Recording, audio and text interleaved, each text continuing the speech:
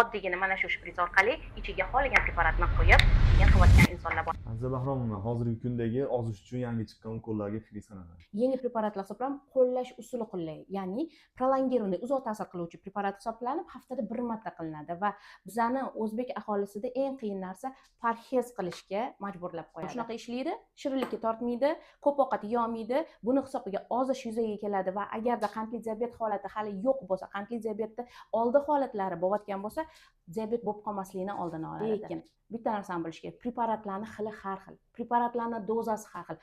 Arzonroq preparatlarni qimmatroq ruchkalarga quyib sotishligi yoki bemorlarga qilishligi kuzatilyapti. Ehtiyot bo'lishligini iltimos qilardim. Bular qanaqa holatda mumkin emas bularni ishlatish? Hozirgi kunda kosmetologlar bemalol hech qanday tekshirusiz ishlatishyapti patsientlarda.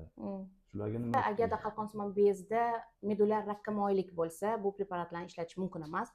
Tez o'tkir pankreatit kuzatiladigan bo'lsa, bu insonlarga qilish mumkin emas va o't qopida agarda tiqilishga moyil bo'lgan toshlar bor bo'lsa, insonlarni etib, ularni ogohlantirib, keyin qilsa bo'ladi. Qon tahlillerini tekshirgan holatda keyin ozdiruvchi ukollardan foydalanish mumkin bo'ladi. Agarda siz ham qondagi qandni tushirish uchun yoki ozish uchun preparatlardan foydalanmoqchi bo'lsangiz, albatta endokrinolog nazoratida olishingizni maslahat beraman, chunki shaharda juda ham poddelkalar ko'payib ketgan. Oddiygina mana shu shpris orqali ichiga xohlagan preparatni qo'yib, keyin qilayotgan insonlar bor. O'zingizni ehtiyot qiling, chunki sog'lig'ingiz faqat o'zingizga va oilangizga kerak.